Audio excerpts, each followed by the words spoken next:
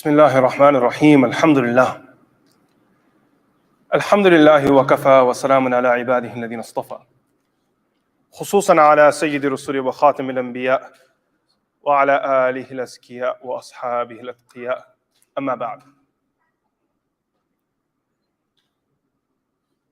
One of the most amazing realities of Allah subhanahu wa ta'ala's power and ability is that He brings something so significant into existence from a place where we would expect it the least from.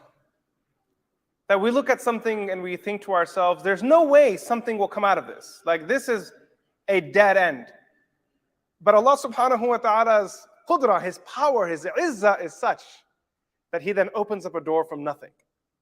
And that door opens up and it opens up until you have something in front of you that you're just so baffled and just shocked at when looking at it, because it makes no sense at all. Like, how did this happen? If we go back to the life of Rasulullah sallallahu alaihi wasallam, he was an orphan. Days after his birth, no woman was willing to lift him and take him home. The women that were nursing, because they didn't expect anything here. This was a dead-end child. He was an orphan. And then Halima Sa'adiyah picks up this child. And in that moment, her taqdeer changed. She went from being Halima Sa'adiyah, who history may have not known or remembered. We don't know her friends' names. We don't know her siblings' names, if she had any. We don't know them. But she was remembered because she held Rasulullah sallallahu alaihi wasallam. She nursed Rasulullah sallallahu alaihi wasallam. She hugged him and loved him. You can just imagine the nights when the Prophet of Allah missed his mama. He ran to Halima Sa'adiyah and she embraced him and said, "Baba, come lie down next to me." The responsibility she carried on behalf of the ummah, giving love to Rasulullah sallallahu alaihi wasallam, is beyond what we can ever say with our words. And you'll see this throughout history, that the greatest people that have existed in reality came from a place where no one expected anything. One of these individuals is a great scholar who we will be peeking into his life today, inshallah. Regarding himself, he says that when I was young, أنا الشافعي قال كنت يتيما في حجر أمي. That when I was young, I was an orphan in my mother's lap in her home. And she did not even have the ability to compensate the teacher who came to teach me. That's where my journey started. He began to study, and everyone that he studied with noticed that this kid was special. Great memory, phenomenal adab. The way he interacted with his teacher was special. The attention that he gave was extra. His face would shine when he was studying because of how interested he was with what his teachers had to say. Children his age would be running left and right and playing video games and goofing around on their phones and playing basketball and soccer. But Imam Shafi'i, from a young age, there are some people that Allah has created for khair, and that's all they've done in their life. That's it. There's never been anything else. This is it. They were created for a task. They were like assassins of ilm, assassins of khidmah. They just came, focused, fana. They went nuts in pure annihilation. They accomplished that task, and when they left such a big mark that today we sit here 1,000 years later remembering this man for his great contributions. When he was young, كان الشافعي في ابتداء أمره يطلب الشعر وأيام الناس والأدب. When he was young, the subject that he was most inclined towards was poetry, history, literature. These are things that he really enjoyed a lot. One day he was with one of his teachers, and he was traveling. And while they were together, تمثل الشافعي ببيت من الشعر. He read a line of poetry in front of his teacher. He had so much memorized, so he read a line of poetry. فقرأه كاتب أبي بصوت. So the narrator says, my father's scribe, who was also with us, when he heard Shafi'i read poetry, he took his whip and he gave him one. And then he said, مثلك تذهب مروءته في مثل هذا. Someone that has so much potential like you will lose all of his respect and lose his dignity if he spends his life doing poetry. This is for low people. Everyone does poetry. You have the ability to carry the ilm of this deen. And he nudges Imam Shafi'i. Then he asked Imam Shafi'i, this young kid, and you'll learn very soon that this conversation that's happening with Imam Shafi'i is not like, when he's in his 30s or 40s. According to some narrations, he was under 13 years old when he's having this conversation. He's not even 13. And according to another one, he was under 23 years age. أين أنت عن الفقه? He said, so tell me, how much do you know of fiqh? Imam Shafi'i went silent. فَهَزَّهُ ذَلِكَ. And this had a big impact on Imam Shafi'i. He was touched by this whole conversation. فَقَصَدَ مُجَالَسَةَ Muslim ibn Khalid al-Zanji. So there was a famous scholar of Makkah Mukarramah, Muslim ibn Khalid al-Zanji. Imam Shafi'i rahmatullahi alayhi then sat in his gatherings.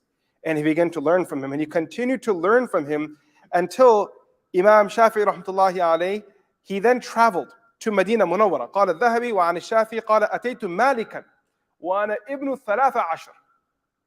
Imam Shafi'i says that I was 13 years old and I went to study with Imam Malik rahmatullahi alayhi in Medina Munawwara.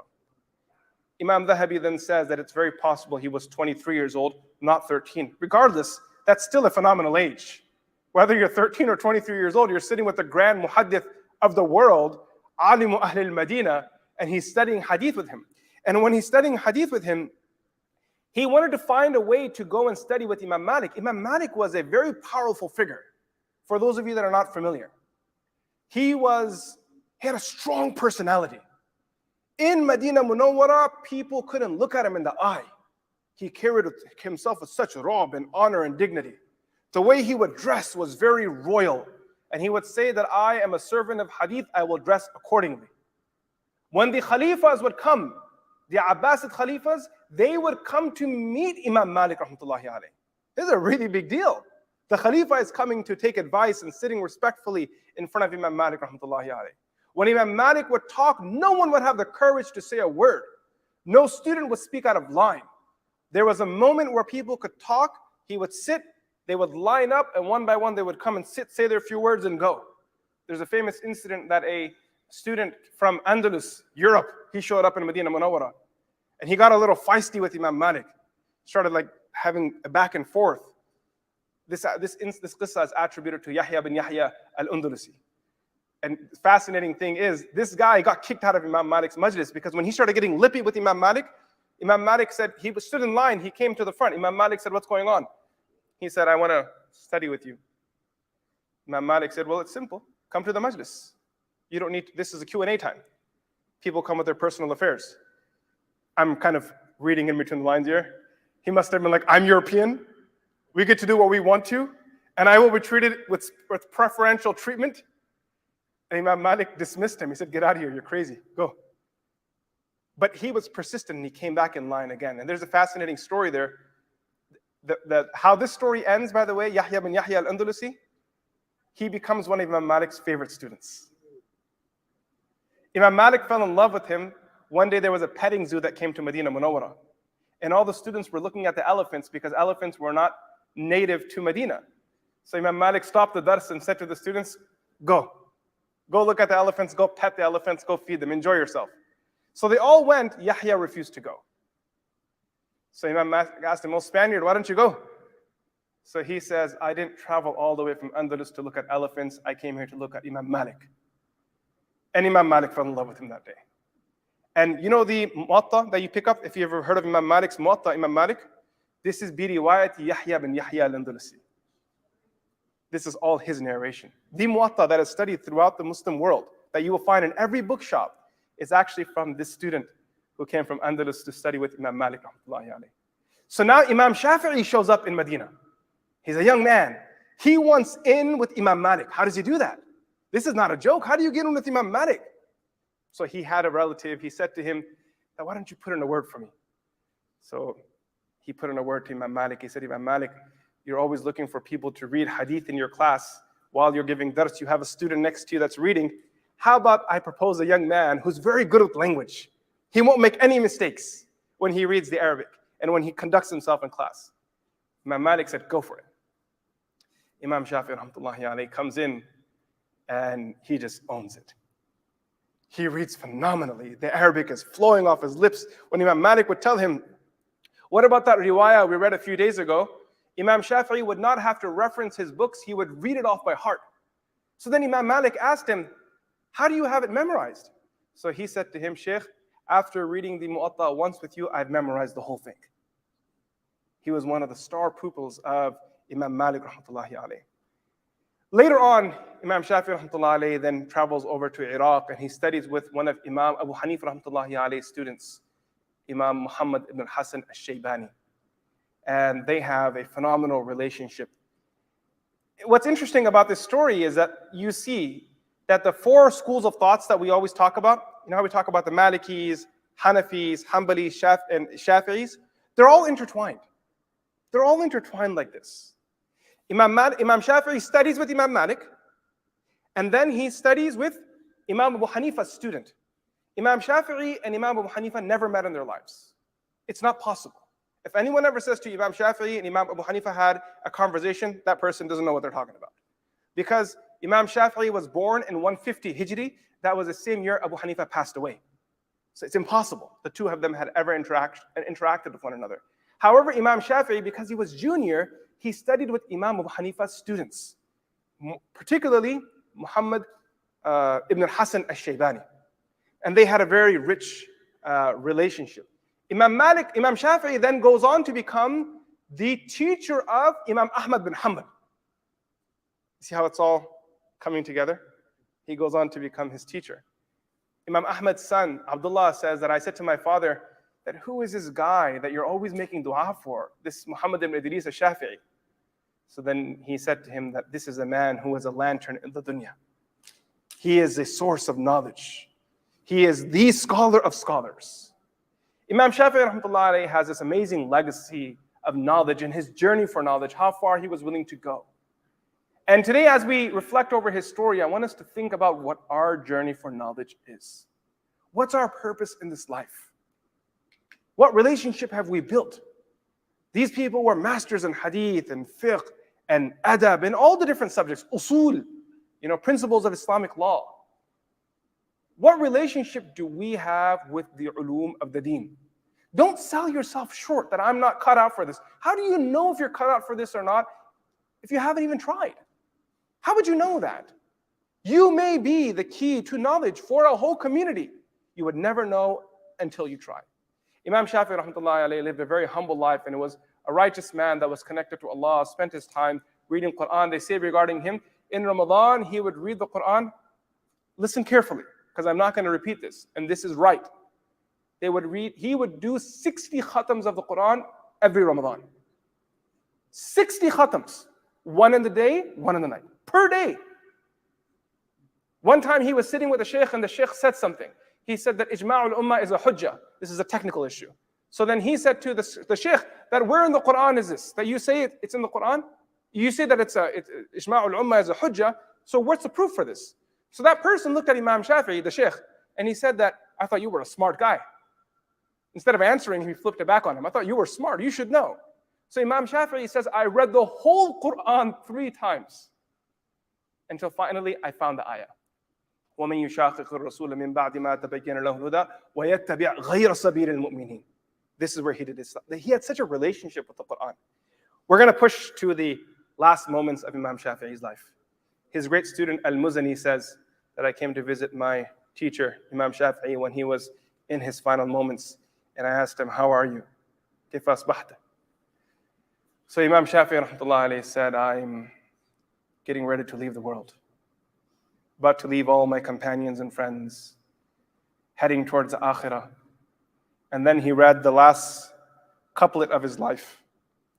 إِلَيْكَ إِلَهَ الْخَلْقِ أَرْفَعُ رَغْبَتِي وَإِن كُنْتُ يَا ذَا الْمَنِّ وَالْجُودِ مُجْرِمًا. O Creator, to you I raise my concern. إِلَيْكَ إِلَهَ الْخَلْقِ أَرْفَعُ رَغْبَتِي. I raise my desire to you. وَإِن كُنْتُ, and I was, يَا ذَا الْمَنِّ وَالْجُودِ مُجْرِمًا. I was a criminal. He's calling out to Allah, you were kind, you were generous, but I did wrong. جعلت الرجاء مني, no. وَلَمَّا قَسَى قَلْبِي وَضَاقَتْ مَذَاهَبِي. that when my heart became constricted and my life began to narrow down, and as everything's becoming hard for me, جَعَلْتُ الرَّجَاءَ مِنِّي لِعَفْوِكَ سُلَّمًا. I made my hope in your mercy the bridge to cross those difficult paths of life. My bridge in life was hope on you. جَعَلْتُ الرَّجَاءَ مِنِّي لِعَفْوِكَ تَعَاظَمَنِي ذَنْبِي. My sins have become many. They present themselves as a great mountain. تَعَاظَمَنِي ذَنْبِي فَلَمَّا قَرَنْتُهُ بِعَفْوِكَ رَبِّي كَانَ عَفْوَكَ أَعْظَمًا. But when I compared these mountains of sins to your mercy, my sins became so small I couldn't see them anymore. Because your rahmah is greater. فَمَا زِلْتَ ذَا عَفْوٍ عَنِ الذَّنْبِ لَمْ تَزَلْ. And you remain forgiving, pardoning of us of our sins. تَجُودُ وَتَعْفُ مِنَّةً وَتَكَرُّمًا. Being generous and pardoning out of kindness and nobleness. فلولاك لم يصمد لإبليس عابد فكيف وقد أغوى صفيك آدم فيا ليت شعري هل أصير لجنة أم هنا وأما للسعير فأندم. But I don't know where my outcome will be, whether I'll be in Jannah or the fire of hell. May Allah subhanahu wa ta'ala allow us to take inspiration from these great people and learn from their legacy, their knowledge, their desire for knowledge, their sacrifice for knowledge, their legacy, their contribution, and the righteousness and piety they live with. And may Allah give us a noble transition from this dunya as well. Wa sallallahu ta'ala ala sayyidina Muhammad.